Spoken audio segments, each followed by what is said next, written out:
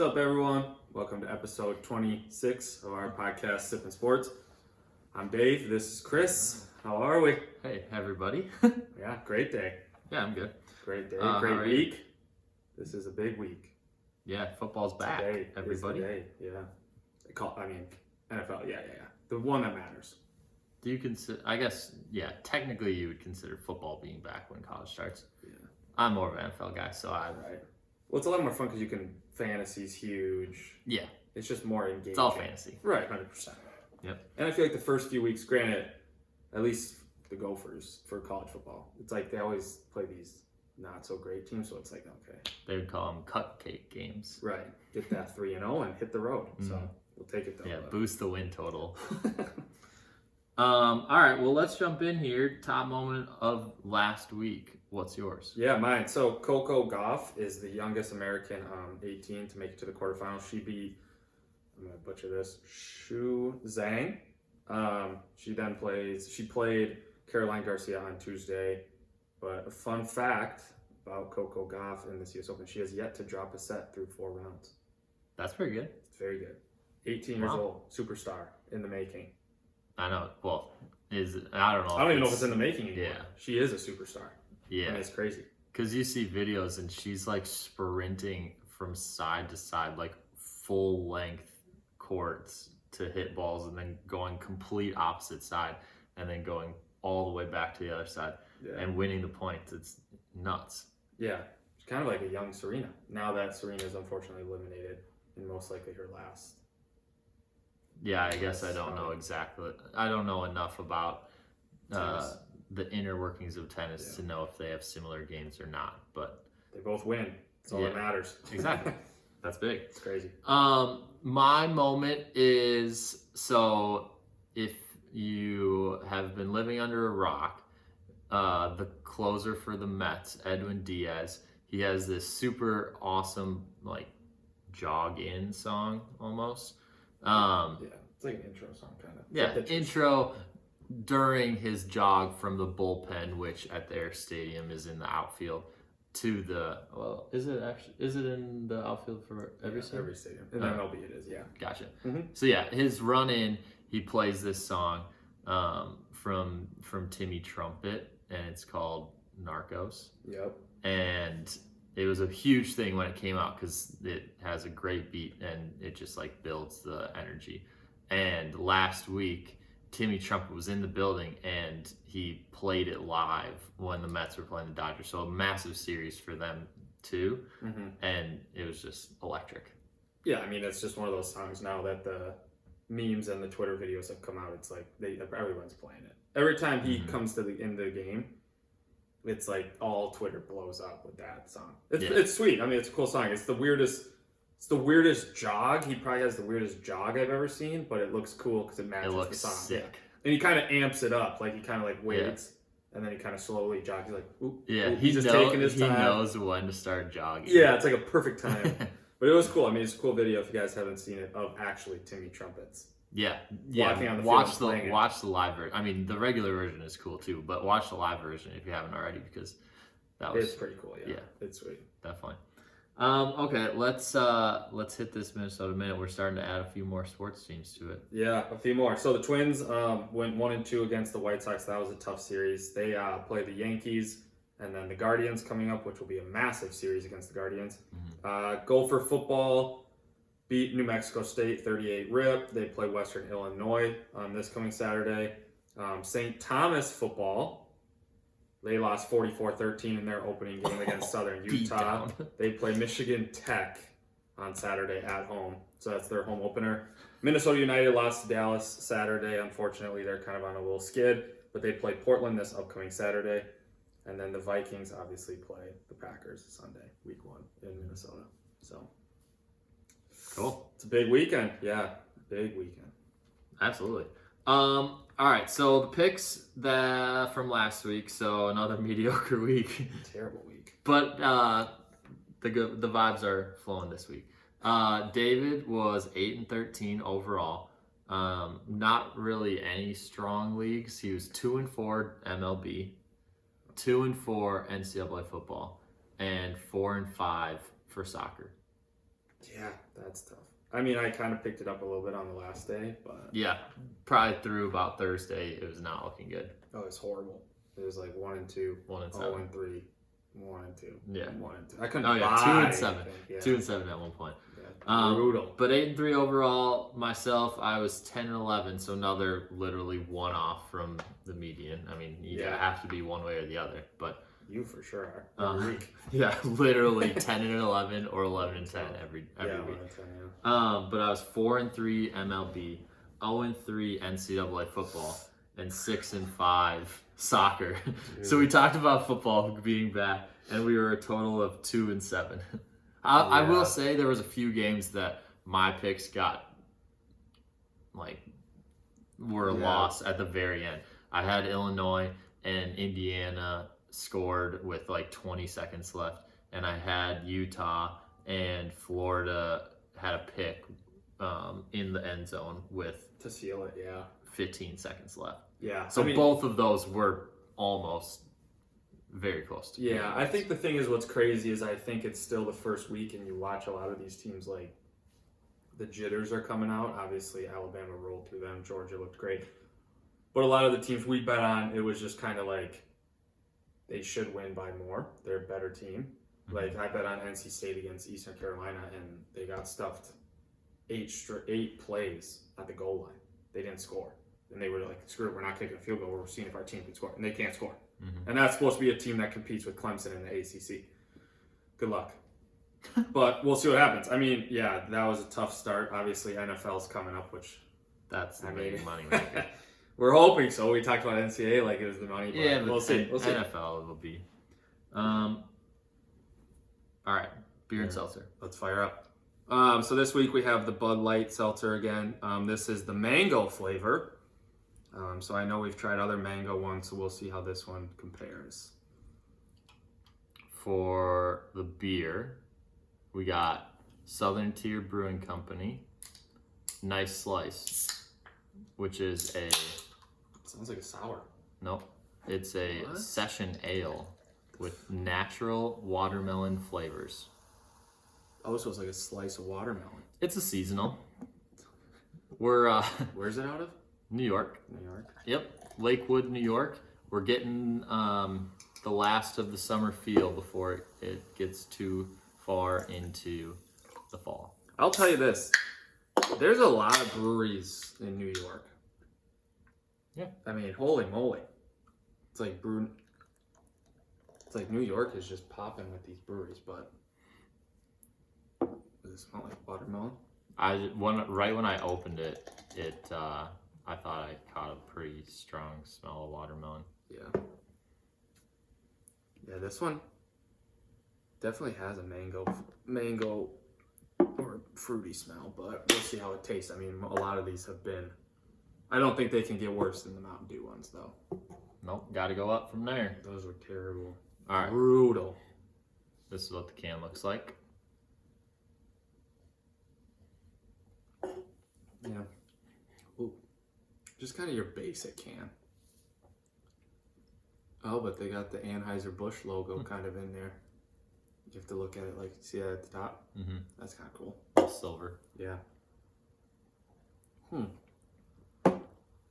It's got some flavor. I mean, it's definitely got some flavor. I don't know if it's really mango-y, but it tastes tropical, kind of. Yeah, it kind of tastes mango-y maybe, but it's tropical. It tastes tropical, but it's not mango. I would say it has less. Based off of what you're saying, I think it has less flavor than you think it has. Oh, I think it definitely has flavor. I just can't tell what the flavor is. I mean, the smell is definitely fruity. Definitely has more carbonation than other ones. I forgot my pen over here. Quick little session break. But I don't think it's too bad. I mean, it's definitely, they're easier to drink. They do have that carbonation, but I think they are definitely easier to drink than other ones. I'm going to say, I think it's not bad. I think it's a 6.2. 6.2 is my score for the Bud Light Mangoes. I have 5.2. 5.2. Yeah. It's fine. It's not gonna blow you out of the waters. No. But they're decently easy to drink, so I think it's actually... Yeah, decent, easy to drink. What's the... It's 5%. 100 calories. Oh, the big blue letters. Yeah, numbers. right in front. 100 calories, less than 1 gram of sugars, 2 grams of carbs. So, like, if that's what you're looking for, yeah, it's an okay option. Yeah, it's not bad. It doesn't. It's just like it kind of is like all those other ones. Yeah. I think The funny thing is, whenever you, when it's like, oh, it's 100 calories, it's only 100 calories. It's like, well, yeah, there's 15 options that are between 90 and 110 calories per can. So Right. it's saying it has 100 calories like it's this big revelation doesn't really ever make sense to me. No, because beers have About 95, 96. It's like the same thing. It's like with that, what is it, Miller Lights commercial where the Mhm. guy grabs the Mick Ultras and he's like, it only has one more cal or one less cal. And it's like, here's the thing, and I understand some people do it, maybe whatever, but if you're drinking, are you really looking at calories? If you're drinking beer, probably not. Yeah. Probably not a good idea. But even all seltzers are around 100. There's not like there's a seltzer that's like, hey, 40 calories. Most of them. I think that Simply one was a little bit higher. Yeah, I'm saying that's probably like the lower of the threshold. Like you can go higher. Mm-hmm. I don't think you'll go much lower. Yep. But yeah, so 5.2, 6.2. Yep. All right, we're moving on to the Southern Tier Nice Slice Session Ale with natural watermelon flavors. It's got a pretty cool can, a little watermelon-y flavor or theme. As you can see, nice gold color. Wow, that's better than I thought. What kind of ale you say? A session ale. Session ale. Mm-hmm. Nice slice. With the natural watermelon flavor. Do you get the watermelon? I get something. I think it's very good. I actually think it's very good.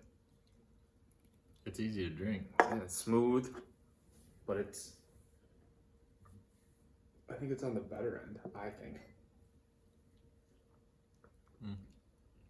I don't necessarily get watermelon. Yeah, I don't know if I get that either. I wouldn't define it as watermelon, but maybe I haven't had enough watermelon in my days. But I think it's good. I mean, it's like you said, it's easier to drink. It goes down smooth. I don't taste the watermelon. You could have told me it was just a seasonal. If they said, hey, seasonal ale, okay, sure. It's a great seasonal ale. Yeah. I don't taste the hint of watermelon. But with that being said, I think I would have another one of these, so I'm going to say 6.4. Okay. It'll be interesting to see what other, or I guess I've never heard of a session ale, I should say, not seasonal ale, but. I'm giving it a 5.7. So you'd only have one? Is that your threshold? No, my threshold is 6.8. That's, oh shit. Oh yeah. So that's way lower. I think it's okay. Yeah. It doesn't have a ton of flavor. It's easy to drink, but it doesn't have a lot of flavor. Yeah. So, it's kind of just like, to me. It tastes like, I mean, it has, I don't know, there's like a little hint of something. Like it feels like there's like something that wants to come out like flavor. Like maybe that's the hint of watermelon, but it's not a lot. So it's like, yeah. I don't think it's bad though. I think it's just so easy to drink that's why I would get another one. When you're going to drink it, you kind of smell like the watermelon flavor. So you think it's more of a smell than a drink? Maybe a little bit. Falls into the seltzer category like that. Yeah. Well, could be. Decent. I don't know. All right, so Bud Light Mango, 5.2 for me. David has 6.2. And then the Nice Slice from Southern Tier Brewing Co. I had 5.7. Dave had 6.4. Yep. All right, there's a review. Bang, bang. Next, we are going to update you on the top 10 for NCAA football. That's typically what we'll do, just to kind of zero in on the most notable teams. If there's anything crazy that happens, we'll make note of that too. But sticking with the top 10, obviously first week of the year for most teams, considered week 1. How'd it go? No, I think it went well. I think when you look at the top 10 teams, I think Georgia obviously looked fantastic against a very good opponent in Oregon. Ohio State didn't necessarily look as great. I think they kind of showed their dominance on the defensive end. The Alabama game we already knew was going to be a blowout. Texas A&M, fine. I think the surprise was the Utah game, losing to Georgia, like you mentioned. They played Florida. Or Florida, I mean, yeah. The Utah game losing to Florida. Because, as we said last episode too, Utah was one of those teams that could kind of go up there and compete. But I think it's what's very hard, what people don't realize is like going into Florida to play at the Swamp is a very tough place to play for college kids. A tougher spot, definitely. 100%. Okay, so just as a rundown for the top 10 teams, currently we got Alabama number 1, Ohio State number 2, Georgia number 3, Clemson 4, Notre Dame 5, Texas A&M 6, Utah 7, Michigan 8, Oklahoma 9, Baylor 10. Yeah, I mean, it'll be interesting. I don't know how. I mean, Oklahoma with the new coach, they looked pretty good. Michigan obviously looked very good against a pretty poor Colorado State team, so I think they'll be fine. But it'll be interesting to see what happens to Utah. I mean, there's a lot of teams on the outside. Like Miami put up 70 points against yeah, but I mean, it's still USC obviously inferior. Yeah, NC State didn't blow me away, but still won.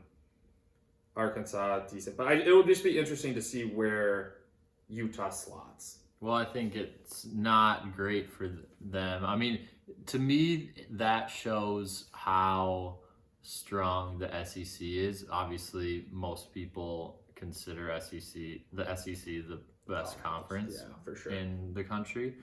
And so you take Utah, who's supposed to have this really good team, really good year this year, pre-ranked number 7, and they go to Florida, who should be okay. They are probably going to be like mid to upper mid of the SEC, right? Yeah. And then Utah loses to them. So it just shows to me like there's different tiers to the different conferences. Not that that's any big revelation, but I think it was just another time that showed. Oh, 100%. Well, I think it will just be interesting too. I don't know what really necessarily goes into the like committee voting, but like Notre Dame being 5, losing to Ohio State, obviously it was a decently close game. But like, do they drop out of the top 10? Do they drop to the top 15? Like, it will be interesting to see where these teams drop after week 1. Because I mean, like you said, you look at it like Alabama swamped them, Georgia swamped them, Texas A&M shut them out. I mean, there's just a lot of good teams out there. So how far down will each team go? It'll be interesting to see for sure. I think Utah will probably be between 11 and 15. Where do you think Notre Dame falls out of the top 10? Or sorry, I think that's where I think Notre Dame will be. Notre Dame. Yeah between 11 and 15. Because I mean, you look at it. Okay, Utah was the only other team in the top 22 teams to lose. Right. Oh, I guess Oregon did. So yeah. Oregon will be like low 20s to upper 20s, I think. So they might. You think they might fall out of the top 25? Yeah. Wow. Because they scored 3 points. Granted, it's Georgia, but still, like it's 3 points. Yeah, and they gave up almost 50. And so, I mean, you look at Notre Dame, who only lost to Ohio State, who was the number 2 ranked team, by 11 points. I think that they should show them a little bit more leeway, considering, okay, Ohio State's 2, Notre Dame's 5. Like, if you're just looking at it that way, Ohio State should beat Notre Dame, so that's supposed to happen. Right. And so it's just figuring out how high to keep Notre Dame. I think they should be in the low teens. Do you think Utah and Notre Dame will both be still within the top 15? No. You think Utah will fall out of it? Yeah. Okay. I think Utah will be probably like upper teens. Okay. And I think Notre Dame lower teens will be lower teens. Nice. Yep. And I think Oregon will be low 20s to upper 20s, potentially falling out of the top 25. Do you think, I guess this is a question for, like, do you think, for your opinion, a team like Georgia, who just swamped a better team in Oregon and looked a lot better than Ohio State did, is there any potential that these people jump each other? Potential.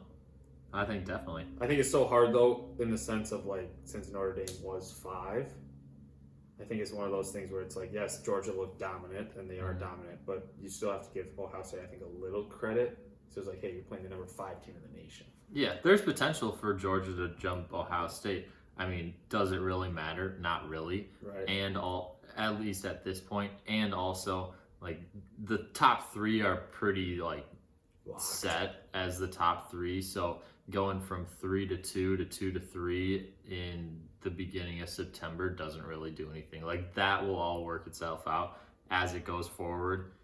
Georgia being 3, Georgia being 2, it doesn't really matter because at some point they're gonna have to play Alabama anyways, and so like if they beat Alabama, then they'll be 1. If they lose to them, then we'll see where they slot in when that happens. But right now, being 2, being 3, it doesn't really matter, right? In my opinion. Yeah, I think it'll be interesting to see. I mean, I think there's just a lot of good football teams out there, and I mean, I could see there's probably even a good opportunity. You talk about Oregon. Oregon could easily drop out of the top 25 and then see what happens. So, yeah, because they look very bad.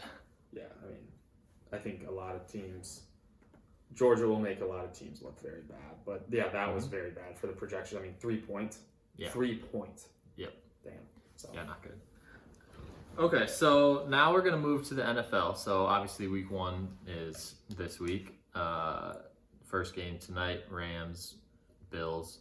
Electric way to start off the year. Yeah, great game. I mean, yeah. But throughout I was about to say throughout the fantasy season, throughout the NFL season, obviously fantasy is a big thing. And so we are going to go through each week and give you a couple players who, based off of their ESPN PPR projections, who we think are going full point PPR. Yeah, full point PPR.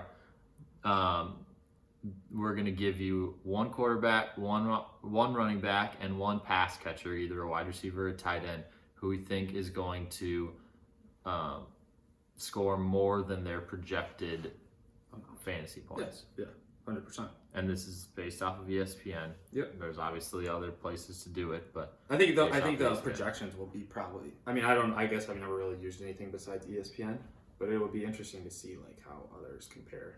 Yeah, they're definitely a little different, but they're probably very from site to site. But we'll just stick with ESPN because that's the easiest one. I think it's the most popular too. Definitely. All right, so let's start at quarterback. Who you got? What's their projection? Yep. Why do you think that? Yeah, so my quarterback is Tom Brady. Tom Brady's projected 19.2. I think he's like the 8th or 9th highest projection. They play the Dallas Cowboys Sunday night. He last year in the first 3 games averaged 28 points a game. 28 for fantasy. He's projected 19.2. I get it. Oh, Gronk's gone. Chris Godwin's a little hurt. This man is a winner, and it's Sunday night. He's going to show out. I think he has close to 28 to 30. And here's the thing about them. He doesn't like to just hand the ball off. If he's going to give it to Leonard Fournette, he's just going to dump it to him. He did have a lot of catches last year. 100%. And he's a bulldozer. And I think here's the thing. I think Chris Godwin, I think it will have an effect on it. I think it's Tom Brady. Like, it's one of those situations where every single year I feel like we go into the year with, oh, he's getting older. He's the GOAT. And it's fine. So 19.2 seems low to me. Chris Godwin might not play week 1. That's fine. Mike Evans. You have Cameron Brate. You have Lenny Fournette still. I mean, you have these guys. I mean, let's be honest. It doesn't really matter who he's throwing to. When he was on the Patriots, he doesn't have star wide receivers. It just makes people better. He made them look good. Yeah. Okay. That's my quarterback. I'm going with Kirk Cousins. So he's projected 15.6. 15.6? Yeah. So here are the reasons why I think he's going to outperform that. 1, new coach. 2, new offensive system. And it is a much more pass-focused offense. Even if Dalvin scores 1, I think that the Vikings are probably going to put up close to 30 points or so. Yep. Probably at least that. like 25 to 30 points or so. Okay. So even if Dalvin has 1 rushing touchdown, that's 3 touchdowns. That's already 12 points. So factor in an interception, that's 10. I mean, all he has to do is throw for 150 yards. Factor in an interception, like we already know it's gonna. It's possible. It happens every week. But I'm just like playing devil's advocate a little bit there. Like, okay, 2 to 3 touchdowns, 250 yards. Yeah. 1 interception, like that's definitely over 15.6. Right. Well, I'll get to my next pick too, which is riding right along that. But I think the thing about Kirk is and I know people are gonna hate it and do whatever and like, oh, he's not a winner or whatever. He gets these garbage time. In fantasy, you don't care when the points come. You don't care. It's not going to be garbage time either because it's going to be a close game. Right. It's going to be a close game. I'm just saying last year everyone's like, oh, it's garbage time. Oh, he's the best quarterback to throw a touchdown with 2 minutes left when we're down 20. That's great. If he's projected 15 points and he throws 2 touchdowns, he's almost there.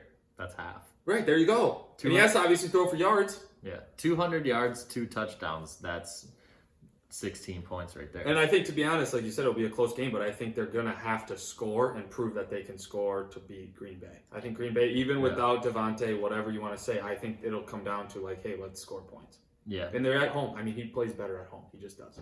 All Vikings do. And I get the sense that that O'Connell will want to like just keep scoring. Yeah, you have to make a point. You just went 0-3 in preseason. You look terrible. Right. You're going to make a point. Yeah. I know the players didn't necessarily play, but you still went 0-3. Right. You look terrible. So exactly. There you go. Kirk Cousins over 15.6. I can't believe it's 15.6. Yeah. That is brutal. Mm-hmm. No all right, respect. running back. So my running back, like I just said, staying on the same thing, is Dalvin Cook. Dalvin Cook's 16.8. Decently high, but like we were talking about, you're going to have to score to win. And here's the thing is, with Jettas and Thielen, and hopefully, potentially, Irv Smith, whatever you want to say, or guys that can get down the field, they love dumping the ball off to Dalvin, and he's electric once he gets it. So I think he's going to have 4, 5, 6 catches, which is 6 points right there. And I think he's going to get in the end zone. So I think he almost gets halfway. That's 12. There it he is. has 6 catches in it. And here's the thing is, if he has a big game, we give ourselves a way better chance to win, period. Mm-hmm. So, that's my guy. Okay. My running back's Rashad Penny. Okay. Seahawks running back. Absolutely disgusting. But this is why. So he's projected 12.1. And this is why he's going to score more than that. 1, Kenneth Walker is hurt. He had a hernia surgery recently. So he's still on the fence if he's going to play or not. If he doesn't play at all, then Rashad Penny gets all the work. Yeah, week 1. He had a hernia surgery and he's going to play? Potentially. Oh my God. Yeah. So if he plays, he's not going to play. Kenneth Walker, this is. If Kenneth Walker plays, he's not going to play what the Seahawks would ideally like to give him because he's just coming off of that surgery. So Rashad Penny will get more work than maybe 4 or 5 weeks down the line. So starting off the year strong. 2, last year, he was a beast when he was the main running back. When Chris Carson was out, injured, Rashad Penny was the lead running back, and he balled out, especially at the end of the year. 3, they're playing Denver. Denver has this new high-powered offense, and I think the only way that the Seahawks can keep it semi-close, even though that probably still won't happen, the only way that they can keep it semi-close is if they control the ball, they control the clock, and slow down the Denver offense by keeping the ball themselves. So how do you do that? Run the ball. That's why Rashad Penny's going to get the ball. I think he might score once, maybe a couple deep balls to DK Metcalf, Tyler Lockett, maybe, and then they get tackled at the 5-yard line. Pound it in, give it to Rashad Penny. He's going to have over 12.1 points. And he's on your fantasy team. I think here's the question about him is like, does he catch the ball? Is he their pass catching running back too? Is he just their whole guy? That remains to be seen. Their backups are definitely more pass catching friendly. Right. Travis Homer, DJ Dallas. Yeah. So they're definitely more pass focused. Yeah. However, I think that Rashad Penny has shown that when you give him the ball and like he is the main guy in all the facets, that he's good. And he can play. And he can catch. And Pete Carroll likes to. I think that'll be an interesting game script with Russell Wilson coming back and with Denver's high-powered offense. You know Russell Wilson wants to go show out. Mm-hmm. And so, yeah, it'll be interesting to see how he uses it. I mean, yeah. Yep. I mean, if he gets in the end zone, you should be fine. If he gets in the end zone, then all he has to run for is 60 yards without any catches, which I think is he'll possible. get a few catches. He'll get a few catches. That means 30 yards and a touchdown. Yeah. 3 catches, 30 yards, touchdown. That's 12. Right, there you go. 2 more tenths of a point. Yeah. All right, pass catcher. So I went with the tight end. I went with Travis Kelce, projected 14.3 points. They play Arizona week 1. Obviously, Tyreek Hill is gone. So Travis Kelce's pretty much going to be the main guy. I know everyone's like, oh, they're going to focus on him. It's still going to be, I think, a high scoring game with both offenses loving to throw the ball and run around. And I think here's the thing is last year, he averaged around 17 or 18 points. Yes, he sat out a few games. Yes, he had a big week with getting like 38 to 40 or whatever, and he had a few 6 or 7s. I think he's the best tight end in the league. Mark Andrews obviously is up there for debate, but I think he'll score closer to 18 points. I think he has to get in the end zone, and he'll get at least 12 to 15 targets. So catch half of them, you're halfway to your projection. Easy as that. Okay. My pass catcher, same game as the Seahawks, Denver Broncos as my running back, Cortland Sutton. So did you go? Well, so here's a question. Did you go your guys hoping they perform? Because this could be a double negative. If these guys stink, I don't have Kirk Cousins. But you have Rashad Penny in one and Cortland Sutton in another. Right. So that's what I'm saying. What if they both stink? Then it's a bad day. I don't think they're gonna stink. What's the Cortland Sutton deal? These are the reasons why Cortland Sutton is going to outperform his projection, which is 12.8 points. Ooh, that's actually, I think, yeah, okay. Here's the reasons. 1, new quarterback, new offensive-minded coach, right? You look at Nathaniel Hackett, the new head coach at Denver. He had Devontae Adams in Green Bay, main wide receiver. Russ likes to throw the ball a lot when he can, right? When you look at Seattle, you have DK Metcalf, Tyler Lockett. Jerry Jeudy, more of the smaller speed Tyler Lockett guy. Okay. DK Metcalf, more like Cortland Sutton, big-bodied receiver. That's who's going to get the touchdowns. So, there's already been reports coming from camp that Cortland Sutton's clearly the number 1 option for Russ. So, I think that he makes a point to target his favorite receiver in the first game, that being Cortland Sutton. 12.8 points. I mean, if he scores a touchdown, that's literally 3 catches for 40 yards and a touchdown. Is his projection. And that's easy. Yeah. Easily. I think he's closer to 20. Whoa. All right, let's call him. I mean, at least 15. Well, yeah. At least 15. If you're a but wide I think receiver closer one on to the 20. team, you should get 15 fantasy points. I mean, Yeah, with an elite quarterback and a guy that wants to throw it. Yeah. I don't think the Seattle defense is anything to write home about. So who's on Seattle's defense anymore? Exactly. So you got a good matchup. You got a quarterback that wants to throw it, and you got a quarterback that's going back to where he played for however many years, and so he wants to have a great stat line. How does he do it? Throw it to Cortland Sutton. Only Cortland Sutton. Nobody else. He could throw it to a few other guys, but Mixon, Judy once. Yeah, and mostly Sutton. I like it. Exactly. There you go. Okay, so that's who we got. So Dave, who are your 3 again? I got Tom Brady, Dalvin, Travis Kelce. Okay, and mine are Kirk Cousins, Rashad Penny, Cortland Sutton. Wow, it's going to come down to Monday night for you. I know. I don't know. If 2 on Monday night. First week already getting those Monday night jitters. Yep, I love it. Yeah. Okay, so the other thing that we said, the 2 other things are the 2 things that are remaining left for us to do here. 1, Eliminator challenge. So we're starting this week, obviously week 1. Each week we pick a team that we think is going to win, straight up, money line, and ideally that team will win. That team gets crossed off our list. We can't use them the rest of the year. We see how long we can go. I was thinking about this. We should continue on. Like, even if, for instance, you get it wrong week 3, then you continue on, see if you can, like, only get 1 wrong throughout the year. Yeah. I mean, so like you still do it the whole year, but the goal is to make it as long as you can with having 0 losses. Yeah. Yeah, we could do whatever. That's fine. All right, so we're starting this week. The goal is for us to not have the same team also. So that's what we're going to at least start with. Why don't I do this? Go back to the quarter. You pick it. Then you pick the first team or you pick the second team. It's the same thing we'll do with the draft in a little bit. I think so. we can do that this week, But then the next week I would pick first if you pick first. We would just keep going every. Yeah. Yeah. 100%. So But this week we have to see. Yeah. Heads. Bang. Which team you got? Okay.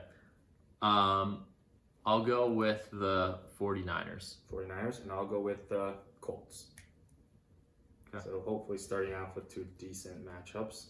Colts play Texans, and they play the Bears. Yeah. 49ers play the Bears. Yep. So hopefully we'll come back next week, and we'll be happy campers moving on to week 2. But that would be ideal. Yeah, it'll be a tough strat. Okay. And then the last thing, we are going into the draft. So as mentioned last week as well, we're going to do a draft since it's the beginning of the year. So this will be the draft for the week. We each get 5 teams who we think is going to win the Super Bowl. 5. Snake draft, obviously. Yeah. Yeah, let's roll. I mean, let's do it. Tails. Tails. First or second, sir? I'm gonna go with I'll go with first. Okay. You have your pick, yeah. Your first team is? The Bills. Bills. I think that's everyone's favorite in the world. All right. For my first 2 picks, I'm going to go with Tampa Bay Buccaneers and the Los Angeles Rams. Okay. I'll go with the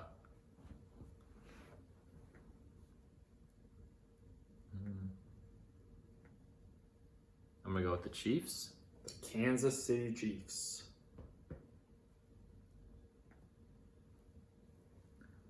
And I'm going to go with the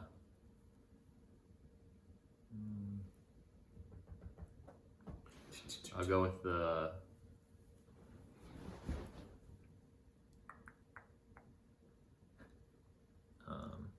the suspense is killing I know. Let's just the Chargers.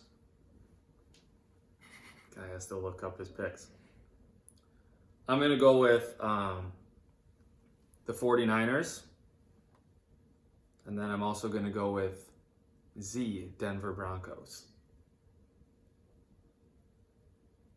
Okay. I'll go with the Don't say it. Not when you're wearing purple. I'm going with the Eagles. Okay, there you go. That's better. The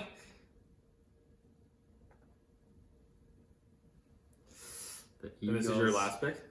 Yep.